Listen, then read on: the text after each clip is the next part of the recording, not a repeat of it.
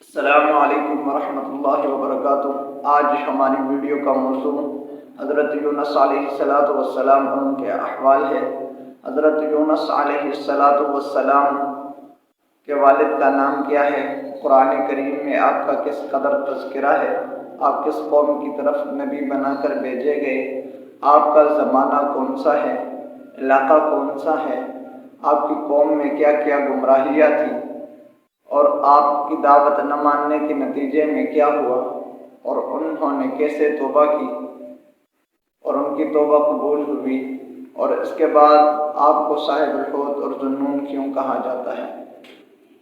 سب سے پہلی بات، حضرت یونس علیہ السلام کا قرآن کریم میں تذکرہ 4 صورتوں میں تقریباً آیا ہے۔ 2 صورتوں میں نام ہی آیا ہے صرف یونس، اور 2 صورتوں میں تھوڑا سا تذکرہ ہے۔ حضرت یونس علیہ السلام کے والد کا نام متا ہے، یہ اکثر مفسرین اور مورخین کی رائے ہے۔ بعض مورخین کہتے ہیں متا والدہ کا نام ہے، اور آپ کے نسب، والد وغیرہ کے بارے میں تاریخ خاموش ہے، لیکن ان کی یہ رائے غلط ہے۔ آپ کے والد کا نام متا ہے۔ عبرانی کی ایک تاریخ جس میں آپ کا یوناح بن متا لکھا ہوا ہے، اور اسی طرح بخاری کی ایک روایت کے مطابق آپ کا نام یونس بن متا ہے، تو اس سے پتہ چلا کہ آپ کے والد کا نام متا ہے، نہ کہ والدہ کا۔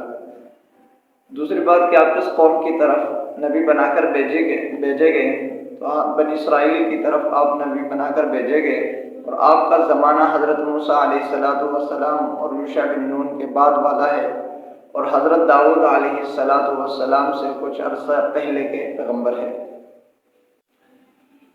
حضرت یونس علیہ السلام کا علاقہ عراق ہے۔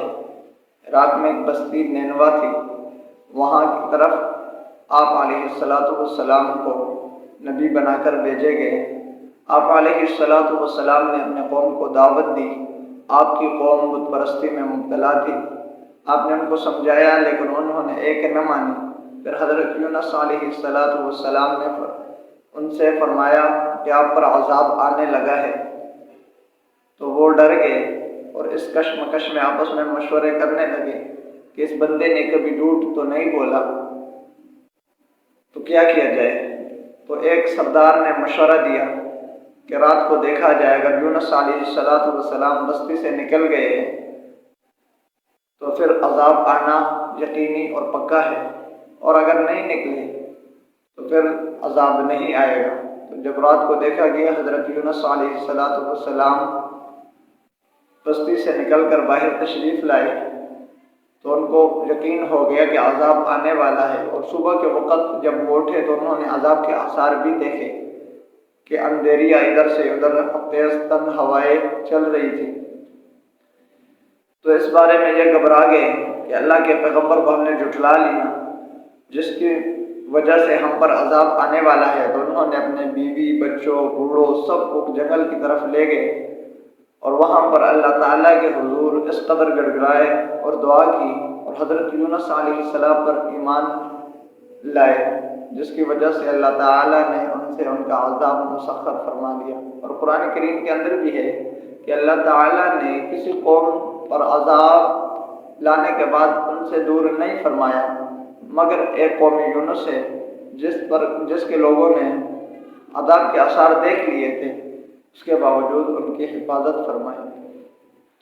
اس کے بعد حضرت یونس علیہ السلام بستی سے نکلے اور دریا کی طرف چلے گئے۔ اللہ تعالیٰ کے حکم کے بغیر گئے تھے، اس وجہ سے اللہ تعالیٰ نے ان کی آزمائش کی اور امتحان لیا۔ امتحان اس طرح لیے کہ کشتی میں دریائے فرات میں روایت کے مطابق جب سوار ہوئے تو وہاں کے لوگوں کا عقیدہ تھا کہ جب کشتی درمیان میں رک جاتی تھی تو اس کو بھاگا ہوا غلام تصور کرتے تھے، اور کہتے تھے کہ کوئی کشتی میں بھاگا ہوا غلام آیا ہے جو اپنے آقا سے بھاگ گیا ہے۔ تو اس روایت اور دستور کے مطابق کشتی کے ملاح نے کہا کہ کوئی غلام بھاگ کر آیا ہے۔ جب قرآن اندازی کی گئی تو 3 دفعہ حضرت یونس علیہ السلام کا نام نکلا، جس کے بعد حضرت یونس علیہ السلام نے خود ہی دریا کے اندر چھلانگ لگائی، اور اللہ تعالیٰ کے حکم سے مچھلی نے اپنے پیٹ میں ان کو محفوظ کر لیا۔ اللہ تعالیٰ نے حکم دیا مچھلی کو کہ آپ علیہ السلام کو غذا نہ بنائیے گا۔ اس کے بعد جب آپ علیہ السلام نے مچھلی کے پیٹ کے اندر اپنے آپ کو زندہ پایا تو لا الہ الا انت سبحانک انی کنت من الظالمین کی تسبیح کرنے لگے اور اللہ تعالیٰ سے گڑ گڑائے اور اپنی حرکت اور اپنے کام پر اور بغیر اجازت کے نکلنے پر شرمندہ ہوئے۔ اللہ تعالیٰ نے آپ علیہ السلام کو معاف کر دیا اور مچھلی نے آپ کو دریا کے کنارے پر ڈال دیا۔ اسی وجہ سے آپ کو ذو النون اور صاحب الحوت کہا جاتا ہے، کیونکہ نون اور حوت عربی زبان